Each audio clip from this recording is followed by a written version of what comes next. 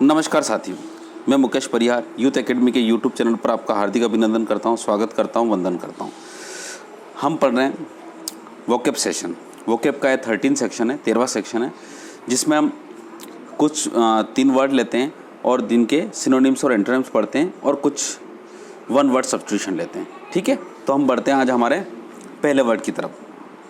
पहला वर्ड है हमारे पास फेलोन, FELON, फेलोन। ये नाउन के रूप में आपको यूज़ करना है। इसका मतलब होता है अपराधी। अपराधी का मतलब जैसे कल्प्रिट होता है ना, अपराधी यानी कोई गलत काम करने वाला आदमी जो होता है उसको अपराधी बोलते हैं। A person who is guilty of a serious crime as murder यानी एक ऐसा आदमी जो गिल्टी हो, मतलब देखो सिंपल एक क्रिमिनल होता है उसको बोलते हैं जिसने कोई छोटी मोटी चोरी कर ली या किसी को घर से कुछ चुरा लिया, वो नहीं। ए person who is guilty of serious crime यानी गंभीर अपराध है ना, जैसे कि किसी की हत्या कर देना, किसी का रेप कर देना, कहीं पर डकैत डाल देना, इस प्रकार का कोई क्राइम करता है, या फिर जो गवर्नमेंट के प्रति कोई लापरवाही करके या गवर्नमेंट से धोखाधड़ी करके जो अपराध करता है, गवर्नमेंट का पैसा लूट लेता है, इस प्रकार के आदमी को क्या बोलते हैं? फेलन बोलते हैं। तो ये क्या होता है? Person who is guilty of a serious crime as murder. ठीक है, इसके सिनोनिम्स के बारे में बात करते हैं तो इसके सिनोनिम्स जो हैं ऑफेंडर, ऑफेंड करना, क्रिमिनल, ठीक है, और लॉ ब्रेकर, लॉ ब्रेकर मतलब नियम तोड़ने वाला, कल्प्रिट, कल्प्रिट का मतलब भी अपराधी होता है। ये जो है परपेट्रेटर, ध्यान रखिएगा, परपेट्रेटर बहुत ही प्यारा वर्ड है। ये कोई पाप कर्म करने वाला, जैसे कि रावण जो है था वो परपेट्रेटर था, यानी पाप कर्म करने वाला था आदमी, तो इस प्रकार के वर्ड को पापरेटर बोलते हैं।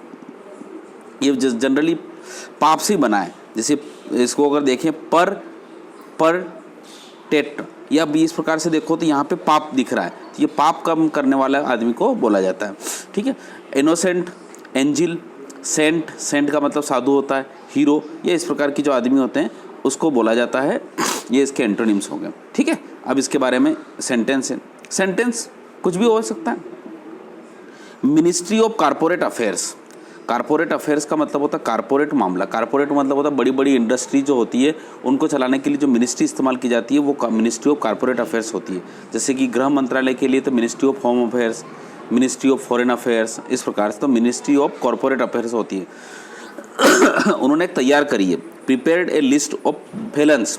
फेलन्स का मतलब होता है अपराधियों की एक सूची तैयार करी है, टू प्रिवेंट, रोकने के लिए, देम फ्लीइंग, फ्लीइंग का मतलब होता है जो भाग जाते हैं, फ्लीइंग का मतलब होता है रन अवे, फ्लीइंग का मतलब रन अवे, रन अवे का मतलब होता है भाग जाना, फ्रॉम द कंट्री यानी जो देश से भाग जाते हैं उन लोगों को रोकने के लिए मिनिस्ट्री ऑफ कॉर्पोरेट अफेयर्स ने क्या बनाया है? एक सूची बनाई है।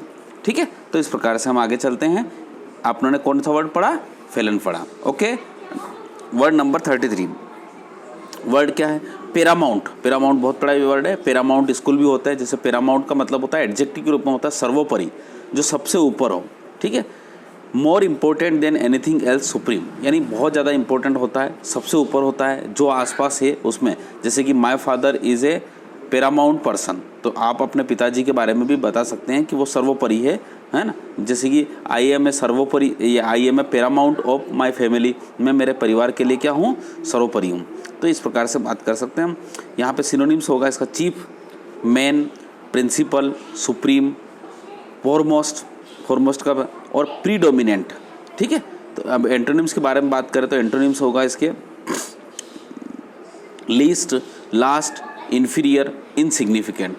ठीक, अब उसके बाद सेंटेंस के बारे में बात करते हैं तो इसका सेंटेंस होगा the BCCI has made it clear that, BCCI ने यह क्लियर कर दिया गया है, ये साफ कर दिया है कि टेस्ट क्रिकेट रिमेन्स पैरामाउंट, कि टेस्ट क्रिकेट सर्वोपरि रहेगा फॉर इंडियन क्रिकेट, यानी इंडियन क्रिकेट के लिए। जैसे 2020 आ गया, T20 आ गया, T20 के बाद वनडे क्रिकेट, तो ये वनडे क्रिकेट T20 के कारण क्या हो? टेस्ट क्रिकेट की अपनी एक महत्ता खत्म होती जा रही है। तो BCCI ने ये क्लियर किया है कि टेस्ट क्रिकेट भारत के लिए सर्वोपरि था और हमेशा रहेगा। ठीक है, अब चलते हैं हम हमारे आगे नेक्स्ट क्वेश्चन की। Vocab number 34, drubbing. ड्रबिंग का मतलब होता है डिफीट, डिफीट का मतलब करारी हार। अब यहाँ पे हार नहीं, करारी हार, सिंपल एक हार तो हो ही जाती है ना। तो यहाँ पे क्या होगा? रीसाउंडिंग, डिफीट इन ए मैच और ए कॉन्टेस्ट। अगर कोई मैच हो रहा हो, जैसे इंडिया पाकिस्तान का मैच हो रहा है या कोई कंटेस्ट हो रहा है, उन कंटेस्ट में अगर रीसाउंडिंग यानी बहुत ज़बरदस्त हार हुई है, उसको बोलते हैं ड्रबिंग। ठीक है, जैसे कि भारत और अभी वर्ल्ड कप हुआ, वर्ल्ड कप में भारत न्यूजीलैंड के साथ हार गया था, तो उसको बोलेंगे ड्रबिंग, है ना। इसके सिनोनिम्स होगा राउट। राउट का मतलब होता है कुचल देना किसी को, जैसे कि साउथ अफ्रीका ने ऑस्ट्रेलिया को कुचल दिया, तो इस प्रकार से राउट वर्ड इसमें। थ्रेशिंग, थ्रेशिंग का मतलब ही होता है किसी को कूट डालना। विपिंग, मार देना। ट्राउंसिंग, हरा देना, इस प्रकार से। तो यहाँ पर इसके क्या होंगे सिनोनिम्स। एंटोनिम्स क्या होगा इसकी, जीत, मतलब हार का जीत, विक्ट्री या ट्रिम्फ। तो इस प्रकार से ये इसके 3 एंटोनिम्स हैं। अब उसके बाद सेंटेंस क्या होगा, American fashion has taken a drubbing.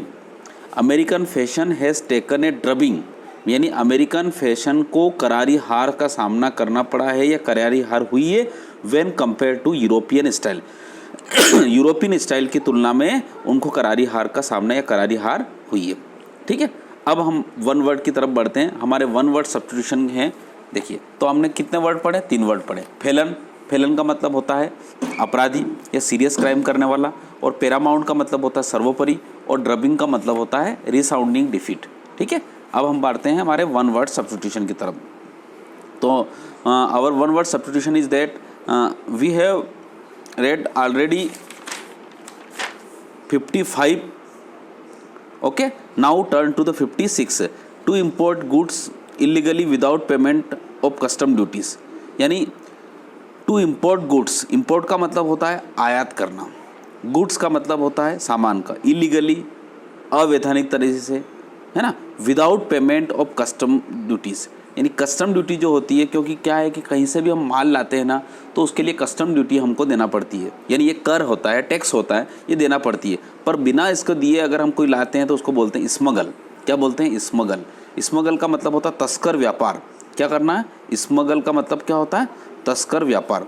और इसी से बना है स्मगलर। अगर यहाँ पे आर लगा देते तो स्मगलर का मतलब होता है तस्कर, जैसे चंदन तस्कर था, उस प्रकार से।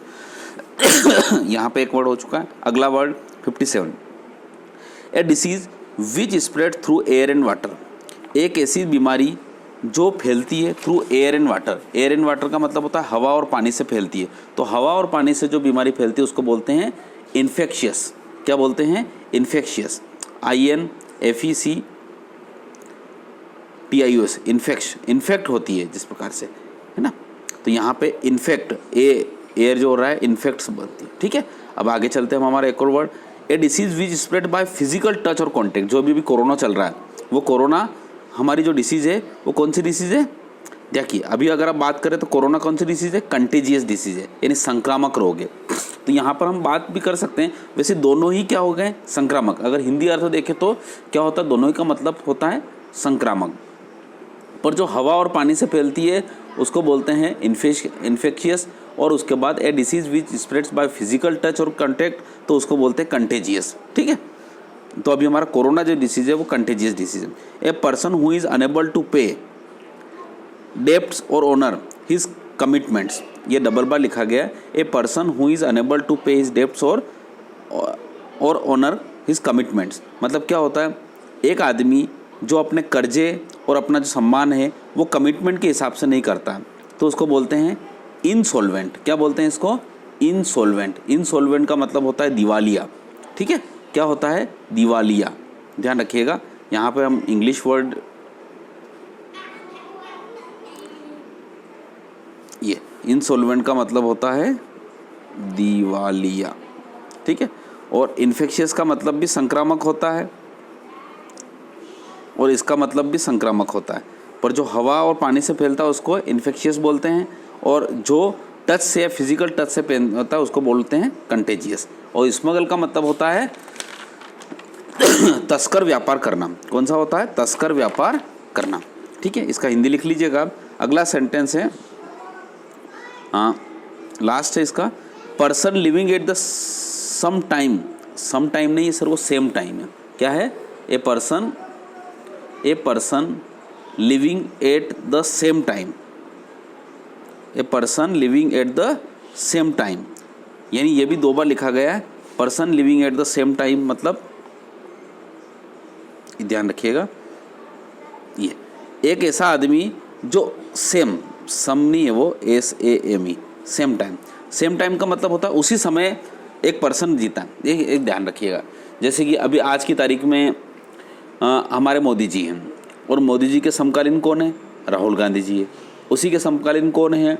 हमारे दूसरे नेता हैं। तो ये सब क्या है? कंटेम्परेरीज है। जब इतिहास में जब इनको लिखा जाएगा तो क्या कहा जाएगा कि Rahul Gandhi was contemporary of Narendra Modi ji. तो इस प्रकार से लिखा जाएगा। यहाँ पे जैसे कि कालिदास जी थे, तो उस समय जिस समय कालिदास जी हमारे यहाँ नाटक लिखते थे, उसी समय इंग्लैंड में शेक्सपियर लिखा करते थे। तो ये बोल सकते हैं हम कि Kalidas was the contemporary of Shakespeare, या William Shakespeare was the contemporary of Kalidas. तो ये होता है। तो कंटेम्परेरी जो होता है वर्ड यहाँ पे जो होता है, क्या होता है? कंटेम्परेरीज। तो कंटेम्परेरीज को जो हिंदी में हम बोलते हैं वो बोलते हैं समकालीन। क्या बोलते हैं इसको? समकालीन। तो समकालीन वर्ड इस्तेमाल हम करते हैं इसके लिए। ओके चलिए अब हम बात करते हैं, हमारे पास जो 5 वर्ड हो चुके हैं, तो हम यहाँ पे एक बार और रिवाइज कर देते हैं। हमने आज 3 वर्ड पढ़े हैं। 3 वर्ड में कौन सा पढ़ा है? सबसे पहले पढ़ा है फेलन। फेलन मतलब मीन्स होता है a person who is guilty of a serious crime as murder. और उसके बाद पैरामाउंट। पैरामाउंट का मतलब होता है most important than anything else, ठीक है, सुप्रीम जिसको हम बोलते हैं, सर्वोपरि। और next last word of the day drubbing. Drubbing means मतलब resounding defeat. Okay, and 5 words are smuggle, infectious, contagious, insolvent and contemporaries. Okay, अब हम बात करते हैं टेस्ट योरसेल्फ। देखिए जो भी हम पढ़ाते हैं उसका छोटा सा हम टेस्ट लेते हैं, जैसे कि याद जो अभी हमने संडे को भी एक टेस्ट लिया था, मंडे को किसी कारणवश हम कुछ कर नहीं पाए, ठीक है। ट्यूसडे से हम आपकी क्लास रेगुलर है। Have you noted down previous vocabularies? ये प्रश्न हम बार बार पूछते हैं। अब उसके बाद यहाँ पे 5 प्रश्न हैं। Antonyms of the word onus. Onus के सारे आप क्या लिखिए? एंटोनिम्स वर्ड लिखिए। फलक्रम जो होता है उसको सेंटेंस में यूज़ करिए। एस्ट्यूट के सारे सिनोनिम्स लिखिए। और one who entirely depends on another, एक ऐसा आदमी जो हमेशा पूरे ऊपर डिपेंड रहता है, उसको क्या बोलते हैं? और goods send from one country to another, उसको क्या बोलते हैं? तो इस प्रकार से आपने यहाँ पे पढ़ा। देखिए हम धीरे धीरे हम छोटे छोटे सेशन लेके वोकैब के लेके आ रहे हैं। आप सभी का सहयोग रहेगा तो हम आगे चीज़ों को और बढ़ा पाएंगे। मैं देख रहा हूँ कि इंग्लिश के सेशन उतनी तत्परता और तन्मयता से नहीं पढ़े जा रहे हैं, फिर भी कोई दिक्कत नहीं, हम हमारा प्रयास पूरी तरह से कर रहे हैं। आप भी अपना पूरा प्रयास करिए। जो भी हमारे साथ जुड़े रहेंगे उन्हीं का सिलेक्शन होगा। Okay, thank you so much. जय हिंद, जय भारत।